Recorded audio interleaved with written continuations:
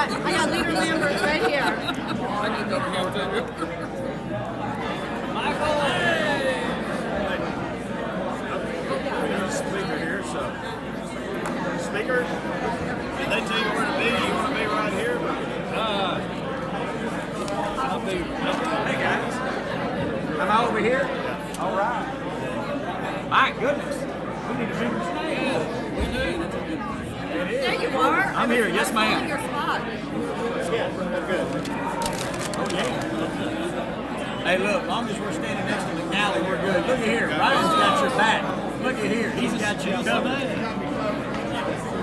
We put Ogles in the middle because he's pretty. Okay, look at him, ain't he pretty? JL. Radio, I wish I could say that about you, but I mean, you're like me, man. Even my mama says I got a face made for radio. Hey, this is mine. Leave it there. Don't say, oh, look at that fancy space. We are finalizing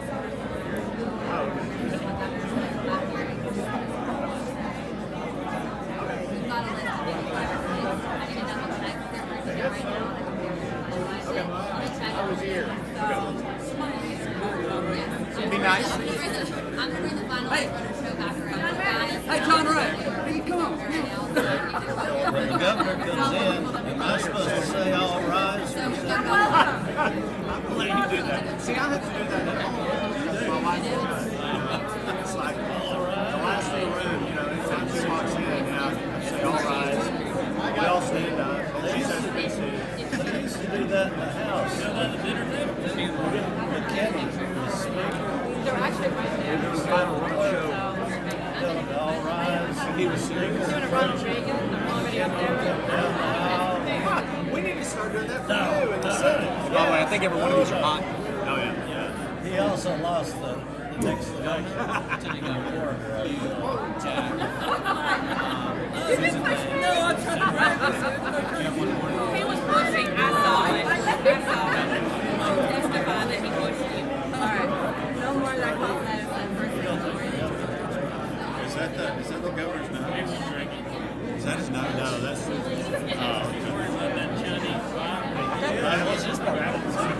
No, I was gonna say Brandon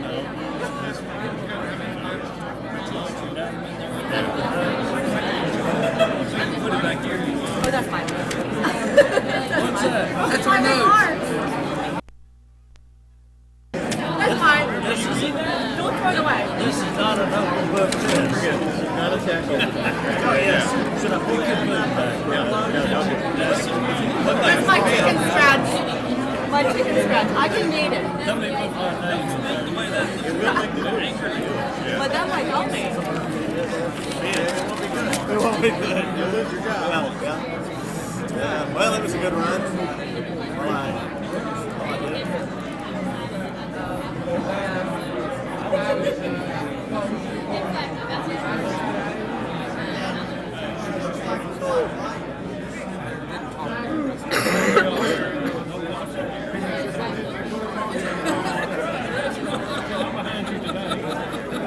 Payback, right?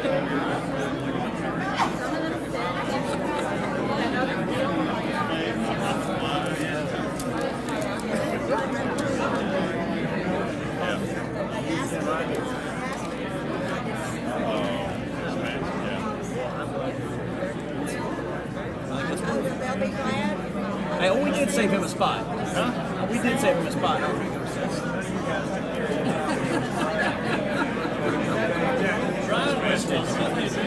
We're good, all right?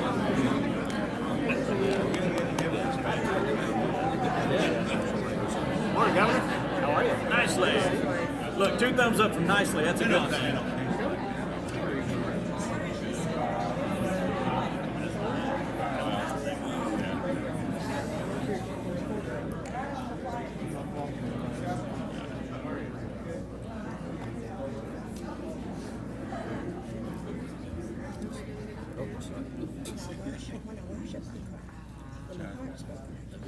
When I get mad, I hit people.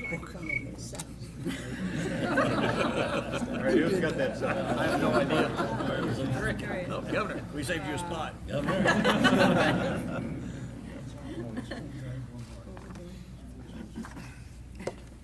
Good morning. Today's an important day for the state of Tennessee.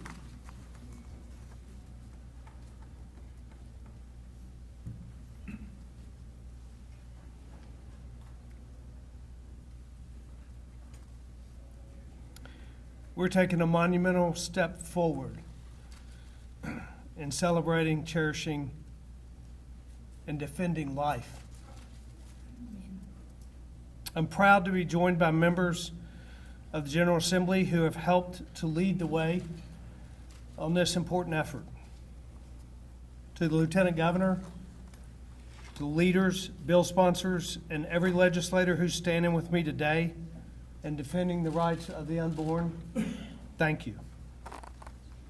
I believe that we have a special responsibility to protect the most vulnerable members of our community. And no one is more vulnerable than the unborn. Throughout my life, I've had many experiences that have cemented my resolve to protect the unborn. My wife Maria and I have been involved in Hope Clinic for Women right here in Nashville and in a number of efforts throughout our lifetimes protecting the unborn. This year, I'm proposing comprehensive pro-life legislation that I believe will put Tennessee at the forefront of protecting life. My bill would prohibit an abortion upon detection of a fetal heartbeat. It would build upon successes in other states while also incorporating innovative approaches to enhance existing law. We know that when a mother views her unborn child and hears a heartbeat, hearts and minds are changed. Amen. That's why we included a provision to require an ultrasound. Amen.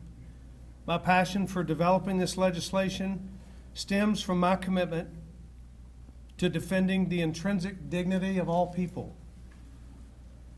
That's why we also included a provision prohibiting an abortion where the physician is aware that the action is motivated by sex, race, or a health or disability diagnosis of the child. My team has worked diligently on this bill to ensure that Tennessee will join many other states who have passed similar laws to be one of the most pro-life in the country. I'm proud that Tennessee's taken a stand in protecting life, and I'm grateful for the support of those who joined me on the stage today. Lieutenant Governor McNally. Hear, hear.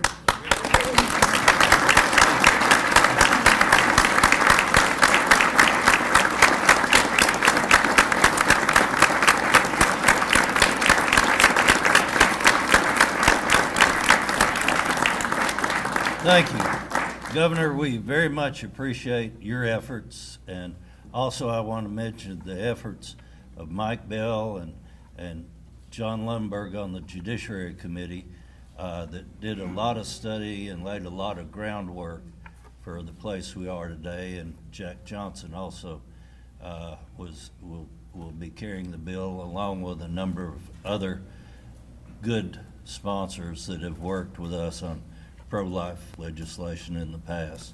But we look forward to having the bill brought before us, and I believe I can assure you that it will be well received by the members of the General Assembly. And thank you very much for your efforts. And at this time, I think I'd like Jack Johnson to say a few words, our Majority Leader, and then possibly the Majority Leader of the House, William Lambert. Thank you, Lieutenant Governor. Today is a historic day. Governor Lee, I'm honored to join you with this incredibly supportive group of my colleagues from the General Assembly to stand in solidarity with you in your effort to further protect the unborn and the sanctity of life here in our great state. This legislative proposal that you have offered this morning is among the most comprehensive pro-life proposals ever introduced in our great state. And I can assure you I will do everything in my power, working with my colleagues in the Senate, to see that it passes and makes it to your desk for your signature. I thank you for your leadership on this important issue, and I know that you share the vision of the overwhelming majority of Tennesseans and the overwhelming majority of members of the General Assembly, that we proudly want to make Tennessee the safest state in the nation for both born and unborn Tennesseans. Thank you, guys.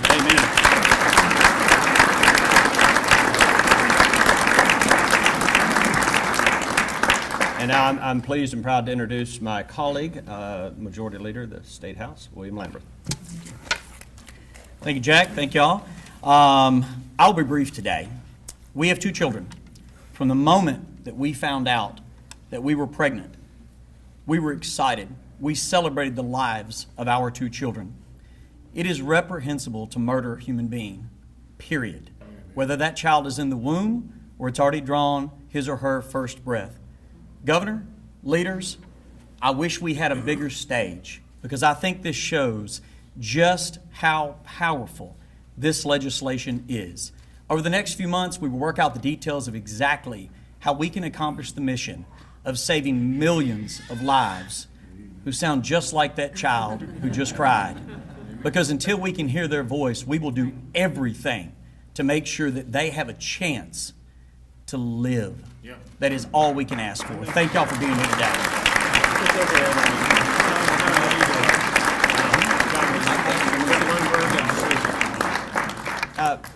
Governor's office had asked, we'd like to hear from a couple of other of our members here, and I want to introduce the Vice Chairman of the Senate Judiciary Committee, someone who's been a true leader in the pro-life movement here in Tennessee and will be instrumental in seeing this bill gets passed, and that's Senator John Lundberg. I'll keep it even shorter. Governor, since you were on the campaign trail and now in office, thank you for your faith. Thank you for your leadership. You are, for all of us, a rock star. Reiterating exactly what the governor said, we have one primary responsibility, and that's the safety and security and health of Tennesseans. Make no mistake, these unborn children are Tennesseans, and we are absolutely proud and honored to be right alongside you. Governor, thank you again.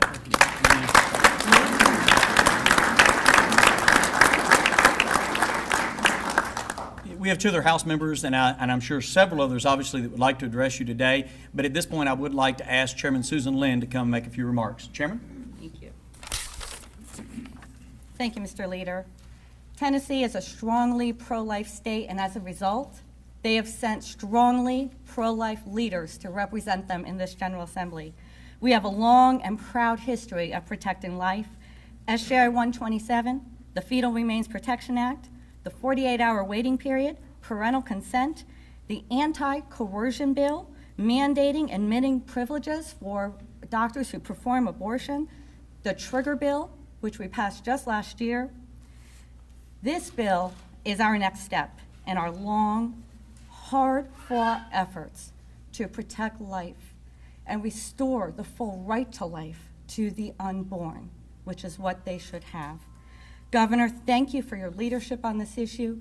He has taken a look at what is happening in the courts, and they are analyzing and choosing the strongest and best path to our success. Thank you, Governor. Thank you.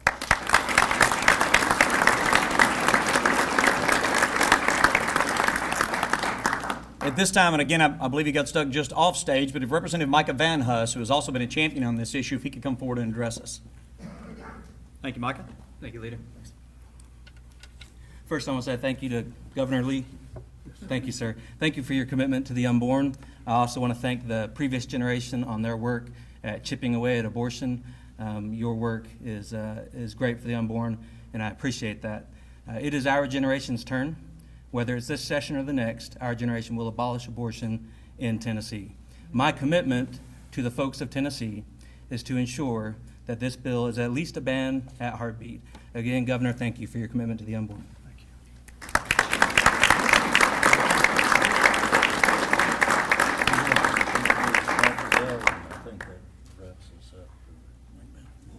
Senator Bell, as chairman of the Senate Judiciary, would you make a comment or two? Thank you. I can't say anything, add anything to what's been said other than I know it's been alluded to about this being a comprehensive bill. This will be the most comprehensive law adopted by any state in the nation, and I'm proud to be part of that. Thank you, Governor, for taking the lead on this issue. Thank you.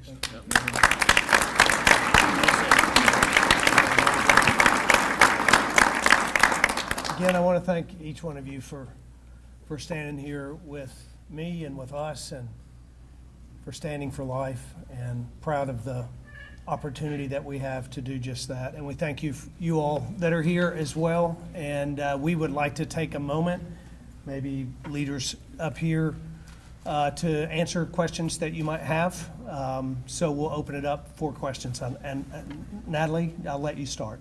How does this differ from last year's steel heartbeat bill that passed in the House? This bill has a number, well, let me just say this first. The bill's not complete. We will be working out the details of this bill as we go forward, working with the legislature, working with other parties as well that have interest to iron out the specific details of this bill. But broadly, it has additional provisions, and there's a legal strategy for those additional provisions beyond the heartbeat bill, like the ultrasound component and the health diagnosis component and other components that make it different and that make it actually a stronger bill with regard to the courts. So do you think that this would hold up better in court than last year? We believe this has a better opportunity to make its way through the court. Are you able to elaborate on what those legal strategies are? Well, broadly, I've kind of outlined those. Beyond that, until the ultrasound and the health component, eugenics component. Governor, does it have Andy. severability clauses after each? It does have severability clauses. And does it have the hormone detection, or does it just? It does not include the hormone detection. What makes it more comprehensive than what other states have passed? In part, the provisions that are outlined here, that we just outlined, that are different than the heartbeat bill as many states have passed. Are you hoping that, in a way that this will be the test case to make it all the way to the Supreme Court, that will be upheld? Now that Donald Trump as president and the courts, are you hoping that these laws will get challenged in court? What I'm hoping is that we have less abortions and ultimately no abortions in the state of Tennessee. That's what I hope for. Who did you consult to develop that legal strategy? I'm sorry, Stephen? Who did you consult to develop that legal strategy that you think will have a better chance? We consulted with legal teams from around the country. We consulted with legislators here. We consulted with leaders in this legislature. So there were a number of folks that worked together to get this done. Sergio?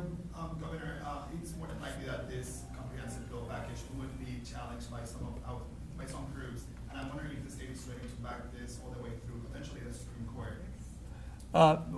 Yes, we're prepared to defend this bill as it makes its way through courts. Sam? One of the things that Governor McNally said last year was that he didn't want to wind up, fighting a long legal battle and potentially putting money in the pockets of Planned Parenthood and groups like that. Is this not the same type thing? Well, I think what Governor McNally didn't want to do was fight for a bill that he thought would not successfully make its way through the courts. This is a different bill, and we've worked together to enhance that bill so that we believe that it would be one worth fighting for to make its way through the court. So they're two different bills, and therefore a different strategy. Chris? I'd like to ask that same question of Lieutenant Governor McNally. First of all, the bill last year, as it went through the Senate, was changed by the sponsors from a heartbeat bill to one that involved different hormone levels. And this bill, while it has a heartbeat provision, it does have severability